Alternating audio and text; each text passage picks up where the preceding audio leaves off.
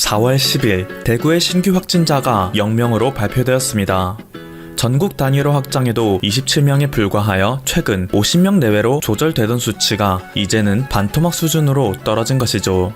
또한 대구경북과학기술원 디지스트에서는 기존 6시간이 걸리던 검사를 20분으로 줄이고 단가 또한 5천만원에서 100만원으로 줄이는 혁신적인 진단시약을 개발했다고 발표했습니다. 그리고 한국기초과학연구원 RNA 연구단에서는 바이러스의 고해상도 유전자 지도를 완성하여 세계적인 권위를 지닌 생물학 분야 학술지 셀에 지난 9일 발표하였습니다. 이 지도는 바이러스의 생활사를 보여주고 있는데요. 기존에는 유전체의 위치를 대략적으로 예측하는 수준에 머물렀다면 이제는 여태까지 알려지지 않았던 수십 종의 RNA와 그것들의 변형까지 찾아낼 수 있게 되어 앞으로의 진단시약 개선과 치료 전략 개발에도 큰 도움을 줄 수 있을 것으로 전망됩니다. 한 달이 넘는 기간 동안 대한민국은 전 세계 최고 수준의 위기 대응력을 보여주고 있습니다. 독일에서 가장 권위 있는 시사주간지 슈피겔에서는 미국의 뉴욕과 한국의 서울을 대놓고 비교하기까지 했는데요. 기사에서는 유령 도시가 되어버린 뉴욕의 참상을 비춰주다가 온 나라를 테스트하다 라는 문구와 함께 한국의 대처 상황을 전격적으로 다루고 있습니다. 미국이 몇 주간의 귀중한 골든타임을 방심하여 놓치는 동안 적극적인 검사로 대응한 한국은 현재 판정자의 증가세가 잠잠해지는 추세에 접어들고 있다고 말하죠. 이 기사를 접한 네티즌들은 한국이 세계의 다른 국가들과 차별점을 갖게 된 가장 큰 원인은 한국은 중국과 일본을 믿으면 안 된다는 것을 누구보다 잘 알기 때문이라고 말하기도 합니다. 한국은 중국, 일본, WHO 그 무엇도 믿지 않고 오직 자신의 방역 능력만 믿음으로써 현재의 통제 수준을 이끌어낼 수 있었다 라고 하죠. 중국은 사태 초기 확산세를 은폐했고 일본은 올림픽을 앞두고 대놓고 검사를 하지 않음으로써 사태의 심각성을 부각시키지 않았는데요. 이런 두 국가를 지켜보던 세계의 많은 국가들은 중국은 이제 안정세에 접어들고 있고 일본은 의연하게 대처하고 있는데 한국만 유난 떤다 라며 안일한 태도를 지니다가 큰 코 다치게 된 것입니다. 정작 중국은 세계가 방심하고 있을 당시 각국에서 마스크 등의 의료물자 등을 사재기해가 이제 와서 비싼 값에 팔고 있고 온갖 생색은 다 내며 자국의 불량 제품을 팔아먹고 있으며 일본은 도저히 감당할 수 없는 확산세에 그렇게 비꼬아대던 한국의 상황을 본받아야 한다는 목소리가 점점 커지고 있는 상황인데 말이죠. 도미타고지 주한 일본 대사는 이번 위기를 계기로 한국과 일본은 협력을 강화해야 한다 라고 말하였으며 일본의 방송에서는 한국의 판정자 증가 현황, 드라이브 스루, 워킹 스루, 재난문자 시스템, 온라인 수업 등의 현장 상황을 중계하며 일본 역시 한국을 본받아야 한다고 말하고 있습니다. 일본은 골드만삭스에서 2020년 2분기 성장률을 마이너스 25%로 예상하고 있으며 사회적 거리두기를 위해 재택근무령을 내리고 있지만 철저히 아날로그화된 일본의 문화로 인해 41%에 달하는 재택근무 인원이 다시 회사로 출근하고 있을 정도로 한국에 비해 끔찍한 경제 상황과 시스템 현황을 보여주고 있기 때문이죠. 현재 유럽은 그동안 친중 노선을 취하던 과거의 대가를 치르고 있습니다. 해당 영상은 중국이 프랑스에게 기부했던 방호복의 실체를 보여주고 있는데요. 보시다시피 방호복이라고 부르기에는 너무 초라할 정도의 모습을 보여주고 있습니다. 그저 남아도는 비닐을 보냈다는 생각이 들 정도로 투명한 재질과 나풀거리는 의상이죠. 이외에도 최근 유럽의 수많은 국가들, 대표적으로 영국, 스페인, 체코 등에서는 중국산 키트가 심각한 수준의 불량률을 보여준다며 분노하고 있으며 얼마 전 네덜란드에서는 중국이 보낸 마스크가 품질 기준에 미달하여 리콜 조치를 취했다 발표한 바가 있습니다. 필리핀에서도 비슷한 상황이 발생하여 주 필리핀 중국 대사관은 중국 정부가 기증한 제품들은 WHO 기준을 모두 충족하는 제품이다 라고 반박하는 일도 생겼는데요. 아무리 WHO에서 보증한다고 하더라도 실질적으로 각 국가에서 정한 기준을 충족시키지 못하는 경우가 많아 중국이 생산한 의료물자들은 모두 폐기되거나 리콜 사태를 맞는 경우가 잇따라 벌어지고 있죠. 미국도 사태 확산 초기 이것을 얕잡아 봤던 것에 대한 대가를 혹독하게 치르고 있는 것은 마찬가지입니다. 정부가 뒤늦게라도 한국의 대응 모델을 벤치마킹하여 막대한 검사량을 소화해내고 있고 수많은 도시를 락다운하는 등 사회적 거리두기 운동을 실천하고 있지만 기껏해야 더욱 폭발하는 증가세를 억제하는 것에 머물고 있는데요. 급기야 뉴욕에서는 인공호흡기 부족 사태가 발생하여 생존 가능성이 낮은 사람은 치료를 포기하고 살 수 있는 사람에게만 인공호흡기를 사용하는 극단적인 상황에 치달았죠. 그런데 엎친 데 덮친 격으로 이러한 미국을 더 힘들게 만드는 사실은 위기 속에서 돋보이는 미국 의료 격차의 현실입니다. 미국은 국가에서 운영하는 의료보험이 없어 대부분의 국민들이 기업과 연계된 보험을 가입했는데요. 문제는 현재 미국에서 대대적인 실업 사태가 발생하면서 직장을 잃은 모든 미국의 국민들이 기존의 의료보험 혜택에서조차 제외될 확률이 커졌다는 것입니다. 미국의 뉴스위크에서 보도한 연구자료에 따르면 지금까지만 해도 150만 명의 의료보험 혜택을 잃어버렸고 앞으로 700만 명 이상으로 급증할 것이 예상된다고 하죠. 의회에서는 검사를 무료로 받을 수 있는 법안을 통과시켰지만 말 그대로 검사만 무료라 보험이 없는 개인은 여전히 확진 판정을 받을 시 막대한 치료비를 지불해야 하는 상황입니다. 급한 대로 정부에서는 병원에 치료비 환급 정책을 만들어 보험이 없는 사람들을 위한 2조 2천억 달러 규모의 부양책을 내놨지만 이는 결국 미국의 가장 큰 약점을 만천하에 부각시킨 꼴이 되었죠. 해당 연구 보고서에서는 미국의 건강보험은 비에 녹는 우산과 같다 라며 이 시스템에 대한 개선을 촉구하고 있습니다. 미국은 유럽과 다르게 중국에 대한 신뢰가 전혀 없었지만 사태가 이렇게 끔찍하게 악화된 것에 대해 WHO와 일본을 믿었기 때문이라며 후회하고 있습니다. 사태 확산 초기만 해도 미국은 한국에서는 급속한 확산에 정신을 못 차리고 있고 과잉 대응을 하고 있는 것으로 보인다 라는 태도를 지녀 상대적으로 증가세를 보이지 않는 일본을 본받았는데요. 때문에 트럼프 대통령은 이번 위기에 대해 이것은 단순한 독감일 뿐이다 라는 망언을 하기도 한 거죠. 또한 WHO는 이번 위기에 대한 전염성을 2에서 2.5, 즉 1명당 2명에서 2.5명을 전염시킬 수 있다고 발표했었는데요. 이것을 믿은 미국에서는 그다지 심각한 태도를 지니지 않았던 것입니다.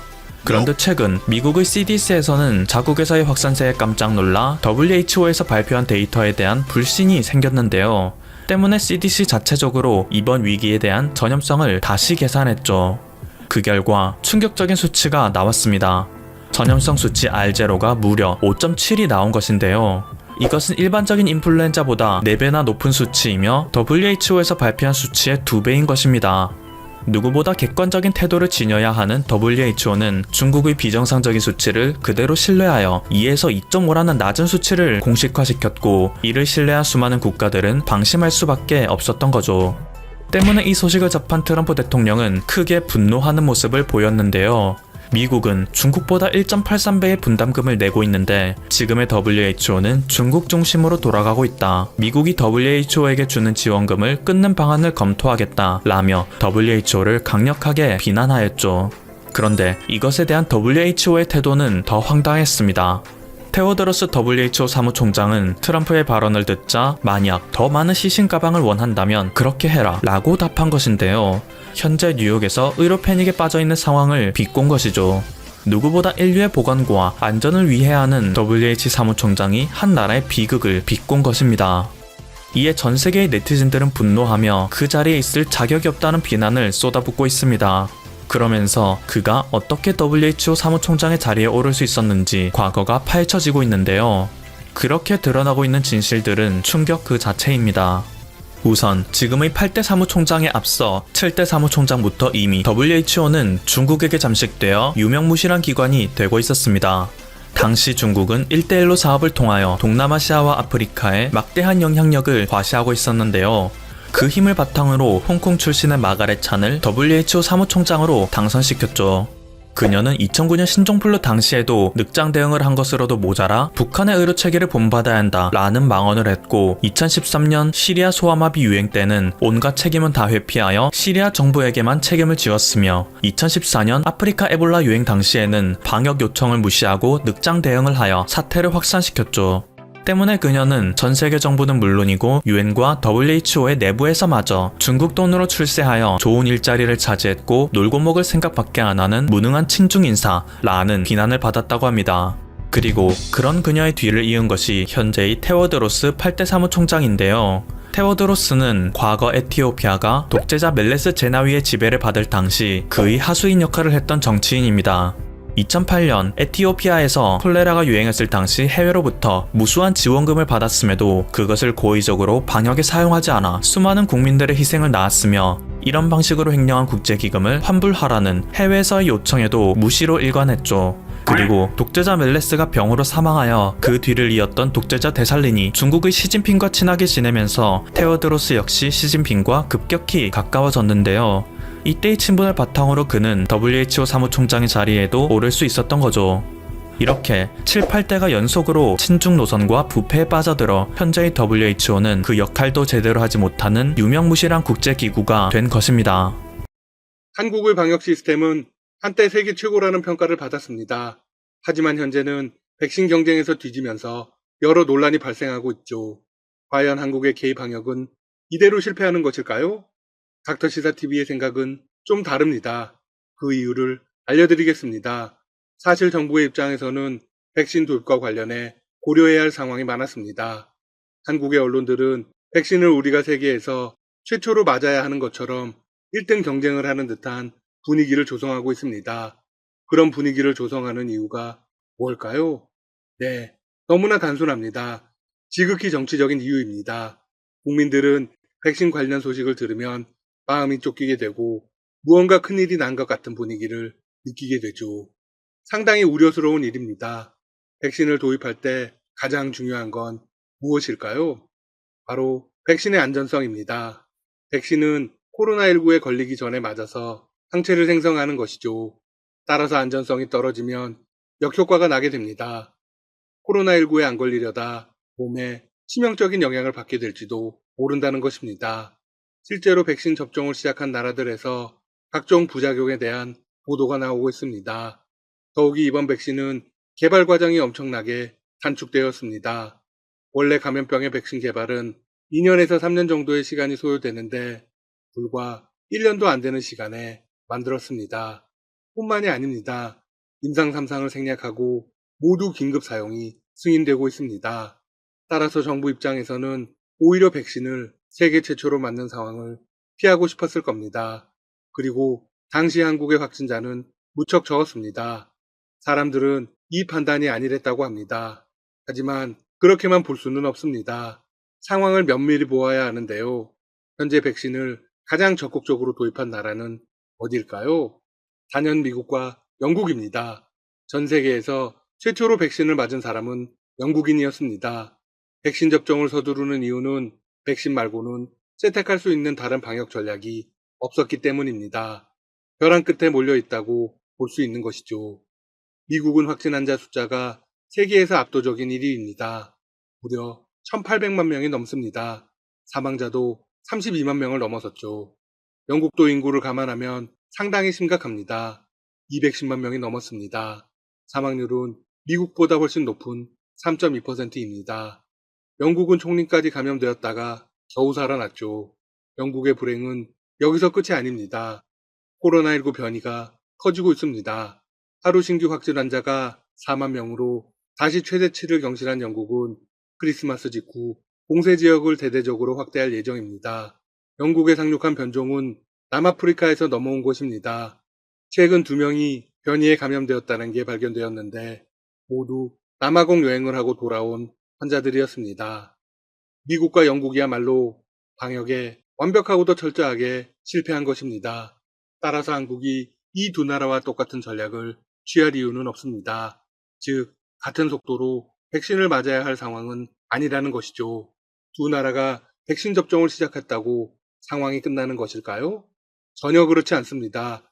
세계에서 가장 빠르게 접종을 시작한 나라들도 집단 면역이 형성되어 백신이 효과를 발휘하기까지는 짧아도 반년 이상이 걸립니다. 길게는 10개월가량이 소요될 수도 있습니다. 여기서 끝이 아닙니다. 미국이 빠르게 백신 계약을 체결했지만 일반인들이 맞으려면 아직 시간이 한참 더 필요합니다. 국내 언론들의 보도에 따르면 미국의 일반인들이 백신을 맞을 기간은 내년 여름입니다. 따라서 내년 말은 되어야 상황이 끝날 수 있다는 이야기죠. 한국의 확진 환자가 연이어 1,000명을 넘었다는 사실에 우려를 나타내는 사람들도 많습니다. 맞습니다. 갑자기 크게 늘었습니다. 그런데 이는 정부의 탓이라기보다는 코로나19가 겨울에 더욱 강해지는 데다 1년 이상 지속되다 보니 국민들의 피로감이 극에 달했기 때문이라는 편이 옳을 듯합니다. 인구 밀도가 이렇게 빡빡한 나라에서 현재까지 현 수준으로 지켜냈다는 건 굉장한 능력이 분명합니다. 외신들도 여전히 극찬을 아끼지 않습니다. K-방역의 성과는 여전히 유효합니다. 한국이 세계에서 가장 먼저 코로나19를 이길 수 있다는 것입니다. 한국의 능력은 옆 나라 일본만 봐도 알 수 있습니다. 일본은 매일 신규 감염자와 사망자가 나란히 최대치를 기록하고 있습니다. NHK 방송 등의 집계에 따르면 지난 23일 신규 확진자는 총 3,271명입니다. 누적은 20만 7,700명이 되었습니다. 신규 환자가 급증하면서 자택이나 호텔 같은 숙박시설에서 요양하는 사람들도 크게 늘고 있습니다. 확진자 가운데 입원하지 못한 상황에서 병세가 급격히 악화돼 사망하는 사례도 이어지고 있죠. 그런데 사태가 심각해지고 있음에도 유동인구는 크게 줄지 않고 있습니다. 네, 다들 위기에 둔감해진 것이죠. 일본 정부는 긴급사태를 선포해 대응했을 때처럼 모든 국민이 위기감과 긴장감을 다시 가져야 한다고 강조하고 나섰습니다. 오늘은 서론이 조금 길었습니다. 이제 한국 정부도 화이자 얀센과 코로나19 백신 구매 계약을 체결했습니다. 화이자 백신은 1,000만 명분, 얀센은 600만 명분입니다. 정세균 국무총리는 이날 정부 서울청사에서 주재한 코로나19 중대본 회의에 전날 이같이 계약이 이루어졌다고 발표했습니다.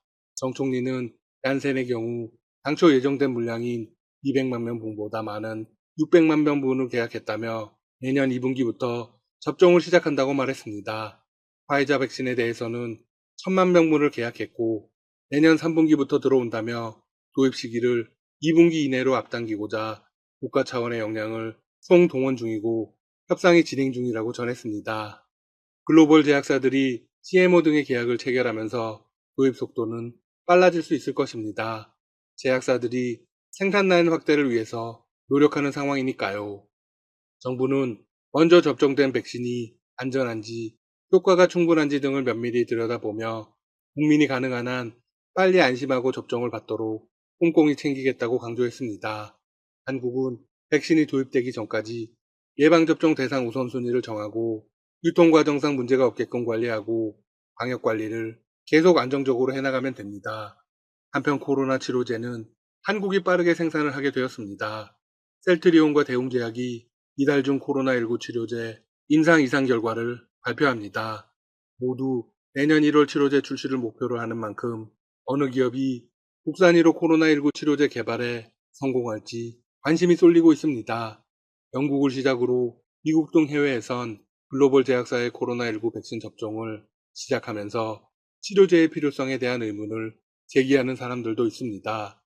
하지만 독감처럼 백신과 치료제는 공존할 수밖에 없습니다. 셀트리온과 대웅제약은 다른 제약사와 비교해 빠른 속도로 코로나19 치료제 임상 환자를 모집했습니다. 앞으로 백신의 정치화는 반드시 중단해야 합니다. 이런 모습은 절대로 국민들과 방역 당국에 도움이 되지 않습니다. 현 시점은 오히려 정치권이 함께 힘을 모아야 할 때입니다. 그래야 야권의 지지율도 더 높아질 수 있습니다. 또한 백신 책임론을 부각하는 언론들은 백신을 선제적으로 접종한 나라라고 해서 단기간에 집단 면역이 이루어지는 듯이 보도해서는 안 됩니다. 지금까지 닥터시사TV였습니다. 여러분 시청해주셔서 감사합니다. 구독과 좋아요 부탁드립니다.